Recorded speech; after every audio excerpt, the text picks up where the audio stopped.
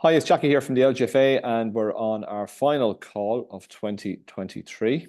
Hard to believe that, but we're looking ahead to the currentaccount.ie All-Ireland Club Ladies Football Finals coming up at the weekend. We have 3 games, 2 on Saturday at Croke Park. We have Ballinamore Sean O'Heslins from Leitrim against Glanmire from Cork in the intermediate final at 3 o'clock, followed by Ballymacarbry from Waterford against Kilkerran and Clonberne from Galway at 5 o'clock. Also at Croke Park on Sunday, we're off to Parnell Park for the junior final, Clare Morris from Mayo against O'Donovan Rossa from Cork, 2 o'clock, Parnell Park, Sunday.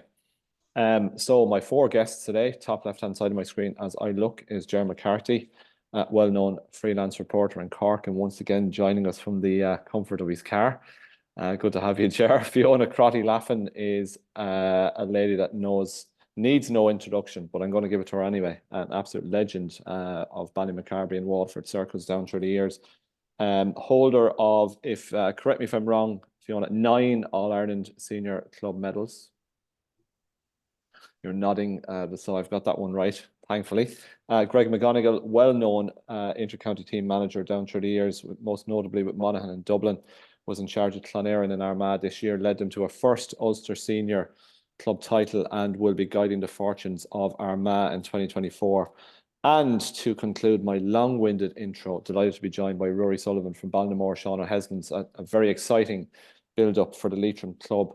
The first Leitrim club, indeed, in an All-Ireland ladies final at club level since Ahawilin. I hope I've pronounced that right, Rory, back in 1997 at junior level. So there we go. Right, I'm going to throw the ball in. Ger, I'll go to you first. You have a vested interest in 2 games at the weekend because there are Cork clubs in the intermediate and junior finals. We've been following your build-up, a lot of copy, a lot of audio, a lot of video being produced, so fair play, absolutely fantastic stuff. You've watched these 2 clubs closely along the way, Ger, and you've predicted that they'd both do very well, that they'd vault the hurdles of the All-Ireland quarterfinals and semi-finals, and here they are. So how do you assess their chances as we look forward to the weekend? I suppose I assess their chances the same way I assess the semi-final, Rory, in that both camps, from speaking to them this week, have a lot of respect for their opponents, and that's not just a cliche. They genuinely do have a lot of respect, and any team, any club that reaches an All-Ireland final, as you and your guests will know, earn it. The one good thing, I suppose, from the Cork team's point of view, because Mourneabbey aren't involved in Ballymacarbry, and the best of luck to Ballymacarbry, if I forget to say it, Fiona, in the senior final, there's been a lot more focus than normal probably on the other 2 teams. They each have similar stories in that they had heartache last year in losing county finals, Glanmire losing 3 county finals in a row. But what they've done is, since they've won their respective grades in Cork, which is not an easy thing to do, they have gained momentum after momentum with each passing game in their province in the All-Ireland series. And here we are heading to Dublin now, Croke Park and Parnell Park on the last weekend before Christmas. I suppose the thing to say is that both teams have a clean bill of health, from what I'm hearing. There's no injury concerns in either camp. Both clubs are unbelievably excited about the prospect. No doubt the opponents are as well. Glanmire have a train coming all the way from Cork, a return train, not a carriage, a train, to bring their supporters. So they're going to have a huge following. O'Donovan Rossa don't have a train, but they've just about everybody from Skibbereen and West Cork, and so many people I'm hearing this week coming home from Australia and America for these games. And perhaps the nicest quote I've gotten in this past couple of weeks, Jackie, and it applies to all the people on the call and all the finalists this year. Some of the elderly fans in Glanmire and some of the elderly fans in West Cork around Skibbereen, the thing they love most about these 2 teams is that it has shortened the winter. Somebody passed the comment, Rory Noonan in the Echo, I know you know well, made the comment in today's his column in today's Echo that one elderly person said, I didn't see November going by. And they have bought into these 2 teams. They believe in these 2 teams. These 2 teams are very, very well coached, have a lot of talent from front to back. And probably going into the final, why I give them the edge is that defensively, they have shut very, very good forward lines down, both O'Donovan Rossa and Glanmire. It promises to be a huge occasion in the history of both clubs. I know Glanmire have been here before. They won the Junior All-Ireland in 2018. And from speaking to their captain, Ellen Toomey, and some of the players during the week, there are still some players involved from the panel and that, but it's not really being tapped into, which is interesting because they have so many young players that have come onto the panel since that have no fear, and they don't really tap into that. O'Donovan Rossa, their men's team won the All-Ireland club title back in the early 90s and are still spoken about and revered for that. This, if they were to win it, would be the most biggest boost the ladies football club has ever received. So look, both teams are going up there very level-headed. I think that's the key thing to say. It's very easy to get carried away with an All-Ireland final appearance, with all that's going on around you in the lead up to Christmas. The scenes I witnessed in Skibbereen the day they won the All-Ireland semi-final against Gusserane, the scenes I witnessed in Mallow when Glanmire, by not playing very well at all, by their own admission, scenes at the final whistle, if that's replicated in Dublin, then you're going to see something that you've never seen before, a huge outpouring of emotion. I give each team a fighting chance simply because they both have so much respect for their opponents coming into it. They know a lot about them, but they certainly have respect for them. And I think we're in for two absolute humdingers in these games. And before you ask me, I think you already know the answer. I've backed them all the way through the championship because I know them so well, and it's not been disrespectful to the opposition. I just can't see either of them being beaten, but I could be wrong. And I think because I've been impressed more than anything with their level-headedness coming into it. Oh, and there is some hype down here, Jackie, and Cork about these two clubs. There really is. Glanmire, the area suffered a huge amount of flooding as well, and there's been a lot of goodwill towards them and letting them have pitches and train. They're in the news more than they would normally be in the run-up to Christmas, but it's fantastic. It's a great advert for ladies football in Cork. Two really young, agile, very, very well-coached teams are going to Dublin, and I believe both will be coming home with trophies, but I'm open to correction on that for the remainder of the call. Okay, all will be revealed. That's a nice little segue over to Ruairi, because Ruairi, obviously Ballinamore Sean O'Heslins are up against Glanmire on Saturday. Welcome into the role. Your colleague Niall Gormley tells me that you're the new chairperson of the club, Ruairi, and a real baptism of fire as you look forward to an All-Ireland final. It must be really exciting there. Oh, it's been absolutely amazing. For the past couple of weeks, we went through a ringer of a semi-final against a very, very strong team from Steelestown in Derry. We just absolutely, for want of a better word, stole it at the very end, and your heart would go out to the Steelestown players. It was a very, very difficult way to lose a game. But, absolutely all credit to the girls. It was just a never say die, and it's overstated a lot in GAA circumstances, but they did really deserve it because they stuck it out right till the 62nd minute and got a very well worked goal. But yeah, but the last couple of weeks have been just something like we've never ever seen before, let alone in Leitrim, really, I suppose, never mind Sean O'Heslins, but we're delighted to be there. I know the girls are going to give it their all. It's very much an unknown. We know very little, I suppose, about Glanmire. You'd know all the teams in Leitrim, and you'd know something about a lot of the teams in Connacht, but not, we would have never seen them play, physically. And so it's obviously we've done our homework, and Barney Breen and his management team have been working hard the last couple of weeks. So very much looking forward to the occasion, and we'll take it as we get it, and we'll be hoping for the best. Good stuff, Ruairi, and thanks for coming on today at short notice, I might add as well, and safe travels to everybody from Ballinamore coming to the capital at the weekend as well. Just to reference Ger's point earlier on, for the elderly people that might not be able to make it on Saturday, they can tune in on TV for both games on Saturday on TG Cahir, and we'll stream Sunday's junior game on our Facebook page and YouTube channel. Greg, how are things in your world?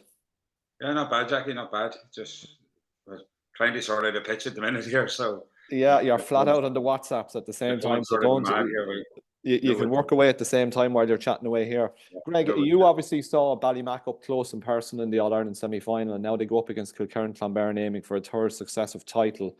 How, from the neutral perspective, are you viewing this senior final, which promises to be a very interesting affair?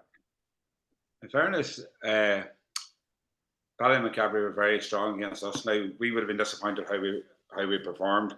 Obviously, we lost Evan Henderson to Australia the Tuesday after the Ulster final, which is a huge blow because she had obviously been sort of playing well. But again, maybe I think went in 4-3 down at half time with a goal chance and maybe 2-point chances at the end, and just started the second half and we didn't take them. And then obviously, Aileen Walsh sort of sucker punched his way a goal from a kick out, from their kick out, sort of broke. And after that, I think it was maybe a wee bit of experience or lack of experience on our behalf where maybe we started to take on shots that maybe weren't on, and it was just obviously going back over some of the analysis that we had done, obviously from Kilkerran, Clonberne and Ballymacarbry from the last year, is like the possessions that both teams had in the All-Ireland semi-final was 38-33, but the difference was like Ballymacarbry only got 7 shots away against Kilkerran, Clonberne's 20, and I think that's going to be the key factor, is how to try and break down Kilkerran, Clonberne, and I think possibly the big pitch of Croke Park may suit them. Like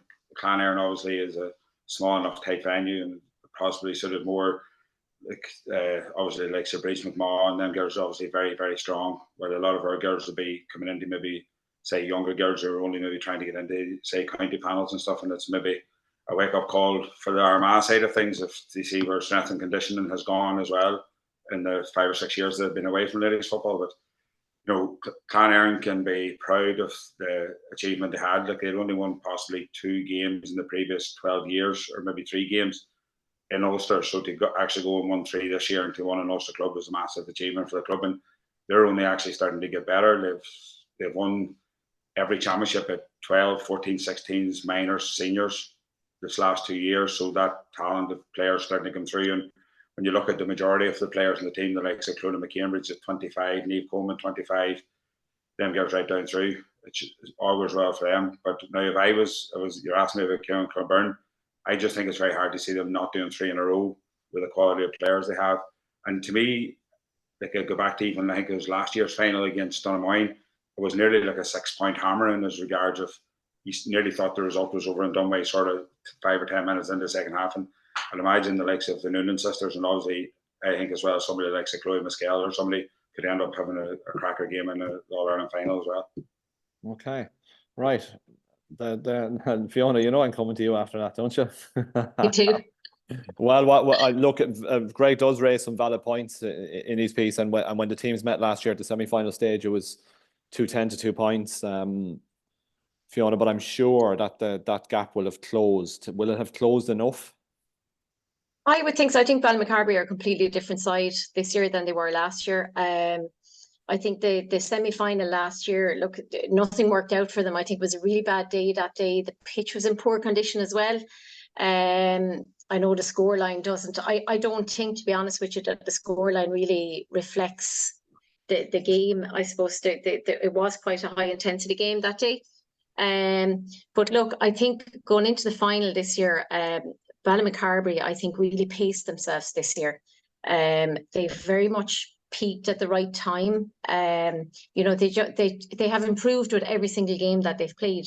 Like if you go back to even the county final against Cummer Rangers, I mean that went right down to the wire. Yeah. Went to extra time, and I think it was experience got them over the line that day. But they have improved tenfold since the county final. Look, you know, to travel up the north, nobody's ever going to underestimate a northern team, and you know, they're always going to be physical girls. And you know, Ballymac, they have a nice little combination there of youth and experience. I mean, there's a vast amount of experience there in Michelle Ryan and Michelle McGrath, Aileen Moore, that crowd, you know, and then you have all these little ones coming on, you know. I think, you know, Ballymac, I suppose they always say kind of, you know, it's a very close-knit community. It's a tiny little village down there, very close-knit. There's always been groups of sisters playing right up along, even 25 years ago, you know, and there still is to this day.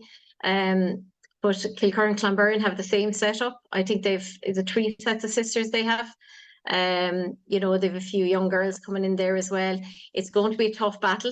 I think it'll suit Ballymacarbry going in as underdogs. And, you know, I would be kind of putting the semi-final aside because Ballymacarbry are a completely different team this year. Okay, you've got the Wards, you've got the Divillies, and you've got the Noons. And the Noons, yeah, 3 sets of sisters, yeah. It's set up for a cracking game. Fiona, why has it been so long since for Ballymac to get back to a final? You've been in there was some far-flung places down through the years where Ballymac played in their previous finals. I think I have a list of them here. If I can, well, you'll know obviously because you would have played in some of them, but there was Cahill, there was Burr, there was yeah. There was actually I have the list here. Give me 2 seconds now while I'm We're talking fields with long grass, and as Michael Ryan says, full of cows. Dung. Cashel, Tullamore, Callan, Athy, Thurles, Carlow, Dungarvan, New Ross, and Burr is where Ballymac have played previous All-Ireland finals, and now they're up at Croke Park. How has this one captured the local community? Yeah. Because I've been to Michael and Catherine's house, a treasure trove of scrapbooks and old photographs back to the glory days, and memorabilia, here we are back in the final again. Yeah. So how are things locally? It must be really exciting. Look, I suppose the excitement it's been amazing, really. It has right across the community down there, and I think there's a lot of the older people, I suppose, reminiscing back 25 and longer years ago, and I suppose it's very special as well because it's the Dolores Tyrrell Cup, and she's a Ballymacarbry woman. I would have played for myself, a phenomenal footballer, and I suppose she captained the very first All-Ireland that Ballymacarbry would have won back in '87, I think. So it's just it's special, and I think that's really going to drive the girls on. But you think of it, I suppose this team, the majority of this team weren't even born 25 years ago. So for them, it's just a piece of history, and they're hearing this story, and they're hearing Dolores Tyrrell, and they're hearing about 25 years ago. But what they're looking at is our next game. And, they're a very grounded bunch. And I think I suppose the environment that Mike Gyrey and John Phelan and them have set up this year is just amazing. They're nearly horizontal, the two men. They're so relaxed, but I think that's wonderful, and they've just set this wonderful environment and created this amazing environment around the girls, and yeah, they're just they're taking it all in their stride. I think probably the past players and the older people that would have went to the games many years ago are probably more excited about the girls, about the final, than the girls themselves. They're just taking it in their stride, and I suppose, look, it's about staying grounded, really, isn't it, and taking nothing for granted. And they know they're going to be up against it, but they also, I think, are confident in their own preparations that they have put in. Okay, so all will be revealed. Greg, did you get that pitch started yet? Still waiting on one coming up here, Jackie. So the training pitch bit, Kildare won't travel, unfortunately. But good man. Come here, listen. It would be remiss of me not to ask you when we have you on the call. Obviously, Armagh got up into Division 1 next year. Very, very talented bunch of players, Greg. Must have been, I guess it didn't take you too long to say yes once negotiations got underway with the county board in terms of taking this post. In fairness, it was possibly more to do with the 3 or 4 players that actually approached me. Obviously, over the course of the year, I've had serious respect for Clodagh McCambridge as a player, and obviously the likes of Niamh Coleman and stuff, and you're seeing, obviously, then we add into the mix the conversation I had with Amy and Blaine. I was in a Zoom call to Australia about their sort of availability or what they thought their plan was, and when you have the likes of them 2 girls looking to get home straight away and changing plans, that it sort of made it a wee bit easier. But again, there's a lot of work to do, Jackie. Underage success hasn't been major for many of those 2 counties, bar Cavan. Really, there's been nobody sort of competing at that A grade, and to me, that's sort of half the battle we have as well. Is again getting into the likes of Clann and trying to create a culture that it's just not good enough to be one of the county championships, and it's the same way Armagh. I think the focus needs to be they need to be getting to semi-finals and finals. I would even look at Donegal under Maxi, like possibly having a serious group of players that never made an All-Ireland final. So I think the Ulster counties need to be sort of stepping it up a bit, and I see, like, you've seen Meath do it, you've seen the likes of Galway coming there, Mayo obviously maybe under Liam, and then obviously again Dublin with Mick Dunway, a relatively new panel last year. So the work can be done, but it's just about maybe what we've been doing, say what Armagh have been doing the last 5 or 6 years, just hasn't been good enough, and we have to try and step it up a level. Like. Okay, we look forward to watching Armagh. Very much a team to watch every season, I feel, Greg. They're a supremely talented bunch. Ger, will you put on your Christmas hat for a minute and kind of talk us through, because obviously you've covered a lot of ladies football this year again, among other sports. We've 2 matches to come at the weekend, but a couple of highlights from the year Jerry, you know, you referenced Glanmire winning the county championship after previous heartbreak, and you're first-hand witness to those scenes of joy, and you've obviously seen some disappointment for other teams as well. Anything that sticks out for you from the year gone by? Off the top of my head, I think the Mornabbee Éireann senior final this year Yeah. was off the charts in terms of intensity, and maybe not as open in terms of quality as previous years in Cork, but you get a good barometer of where Cork football is from the senior final every year when Mornabbee are involved. Éireann really pushed them, but they still couldn't get over the line against them. So it's that recurring theme in Cork: who's going to dethrone Mornabbee? Unfortunately for everybody else, at underage level, just what Greg was saying there, Mornabbee have been getting their act together over the last couple of years, and they've started to win county. So I'm sorry to say they ain't going anywhere fast. They're going to be around for another while yet. In terms of a highlight from the inter-county scene, I think Cork winning a Munster was important to get a trophy. And I think the National League, and it's very interesting to listen to Greg there, Cork don't have to win the National League this year, just like Armagh, but you have to get out of the National League what you're looking for. And what I mean by that is the players that you're not sure of, the players that you're introducing, are they up to it? That's when you'll find out.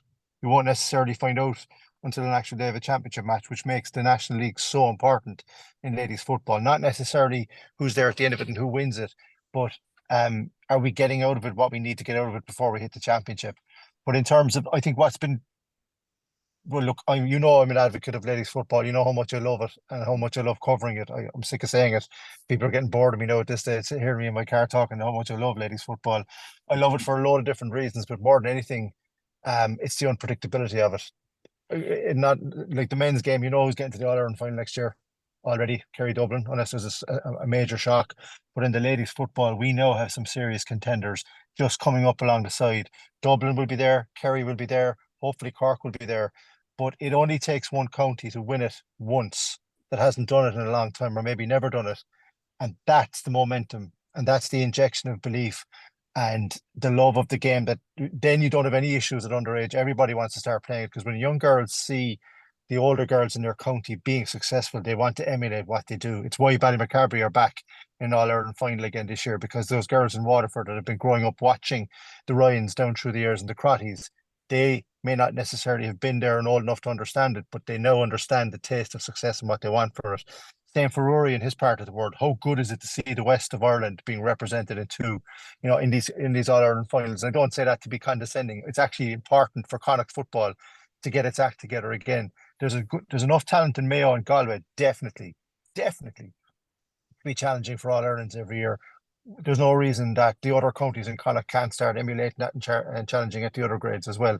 And that's what makes it so brilliant. You asked me about memories, and I'm giving you hypotheticals, but to be quite honest with you, the pace at which ladies football is growing in terms of more numbers, more clubs, all the good vibes that are around it. We're going to have 3 cracking All-Ireland finals this weekend on a national stage, to just remind people of that who are only casual viewers. But for the people on this call, and like yourself, Jackie, who just love ladies football for what it is, some of the biggest memories this year won't make any sense to you, but they're underage games I would have seen in West Cork. They're the under 14s and under 16s in Cork doing well, and like the excitement around Munster finals, like for under 14s and under 16s and minors as well. It is taken seriously. The excitement and the drama and the talk and just the feel good and the vibes around it. It's such a positive sport to be part of right now. And this isn't me being a PRO, this is me being a freelance journalist, being very honest. There are some days in the men's games where it's very hard to be positive about games because they become so ultra defensive. Ladies football isn't necessarily like that at intercounty just yet, but there's so many good talented footballers up north, in the west, and certainly down south and in Leinster as well. I have no idea who's going to win the All-Ireland next year, and I can't wait for it to start. I have no idea who's going to win the national leagues. And isn't that the best possible thing about it? I went into last year probably thinking the same way. And all we need is somebody, maybe in Armagh, somebody in Waterford to break the mould, or maybe Leitrim to do something they've never done before. And look what that does for a county. Look how much it lifts it. And I just can't wait. And I think the abiding memory, to answer your question in one sentence, because I went off on a tangent, is it takes about 30 seconds to walk from the pitch to the dressing room in Skibbereen, where O'Donovan Rossa play their games. And when they beat Grosseran in the All-Ireland semi-final 2 weeks ago now, it took them nearly half an hour, because every young, old, middle-aged person in Skibbereen was there wanting to slap them on the back, hug them, share in the joy of it. You do see things like that in the men's game down in West Cork. Look at Castlehaven and the success they've had. You rarely see it in the ladies' game, but now we're seeing it more and more. And I can't think of two better parishes, like the parish of Glanmire and the parish of Skibbereen, who have gotten behind their clubs, similar to their opponents this weekend, which is going to make it a memorable weekend no matter what. I hope Cork teams win, but if they don't, it's still been an incredible year.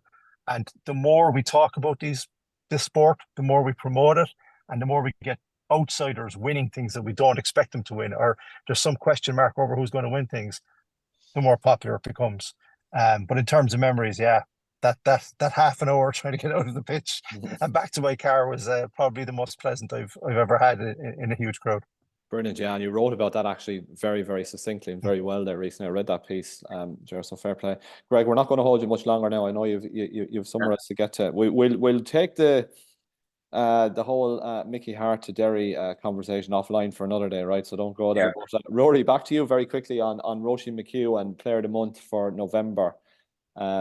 Terrific player, quiet girl, very modest, humble, but an absolutely brilliant footballer. Must have given the club a huge lift ahead of the final, Rory. Oh, absolutely. And, you know, Roisin is the most genuine, hard-working, you know, as you said, a quiet person by nature, but by God, she really produces it on the field. You know, she was an absolute leader right throughout this campaign, from the county final to the semi-final across Ballina, you know, the Connacht final and, as well. And even the last day in Ballinamore for her home game, you know, I think she got 4 or 5 out of her 8 points. Just a fantastic girl, and an absolute role model, just as Ger was saying there, for young girls and even young boys. You know, I have 2 young boys in this house, 7 and 9, and they're all talking about the girls' teams now. You know, it's brilliant to see. But Roisin, nothing more than she deserved, and you know, I hope it doesn't heap more pressure on her, I suppose, in a way, coming into a final. There's a greater expectation on her now to do even more, but she's a person, and I have no doubt that she'll deliver for us on Saturday as well, you know. Good. Thanks, Rory. Lovely to hear from you as well, and best wishes in the new role as well. Fiona, I'm going to leave the last word to you. What does it mean to, you know, you've referenced, you know, the former era and the current era. What does it mean to the players who won all of these titles now watching this new crop write their own history? It must fill you with a great sense of pride and satisfaction. It really does. And, you know, we have a WhatsApp group, and people from even before I started playing are in the group. You know, there's I don't know, 40, 50 of us in the group, but that has become alive in the last 2 weeks, you know, with people throwing in different messages and stuff. It's wonderful because, look, you know, I kind of came into the team, into the Ballymacarbry team there in the early 90s, when the success was just about starting. But, you know, we never forgot those girls, the older girls on the team, the Bernie Ryans, the Mary Ryans, Marie Crotty's, who slogged for years to get it to that stage. And now you have those people again, the Michelle Ryans, who have been there for the last 23 years or so, or 25 years nearly now. You know, the Hopper McGraths and stuff, who again, like that, have been there. They've never given up. You know, they've had a hard slog for the last so many over 20 years or so now for some of them, and they thoroughly deserve this. You know, it's just wonderful to see some of those older girls on that team who, you know, maybe coming to the end of their time, and leading up to retirement, and it's just wonderful to see them going out in Croke Park. There's something very special about playing in Croke Park with your own club. You know, I think that's a lot more special than going out there with your county, and that's just wonderful. And we're delighted for this bunch of girls to have got there, and fingers crossed for them now on Saturday. It's wonderful, and it just we're bursting with pride for them, we really are. And we look forward to the 3 games at the weekend, 2 in Croke Park on Saturday and 1 on Sunday. Greg, before we finish off, did you get that pitch started? Yeah, we're just going training. Matches off. So. Right. Oh, so no. Listen, the girls will be a bit far for Kildare to travel up to Éireann on a Thursday night, so we'll just have to try and reschedule it in. So I'm sure there'll be a few more. I'm sure there'll be a few more before the new year, Greg. We wish you well. We'll catch up with you again in the new year as well. Folks, if I don't, I'll probably. Can I just say, Jackie, go on, Greg. Obviously, to other teams at the weekend as well. So well done and congratulations getting in All-Ireland Club final. Yeah, absolutely. And we echo those sentiments here as well. Rory, we might see you in Croke Park. We might see you as well, Fiona. I believe you're on a weekend away, Ger. I'm sure you'll be tuning into the matches in some shape or form as well. So Ger McCarthy, Fiona Crotty-Laffan, Ruairi Sullivan and Gregory McGonigle. Thank you so much, folks, for your time today. And that's it for 2023 in terms of our preview show. So thank you so much. Thank you. Thank you, Thank you. John.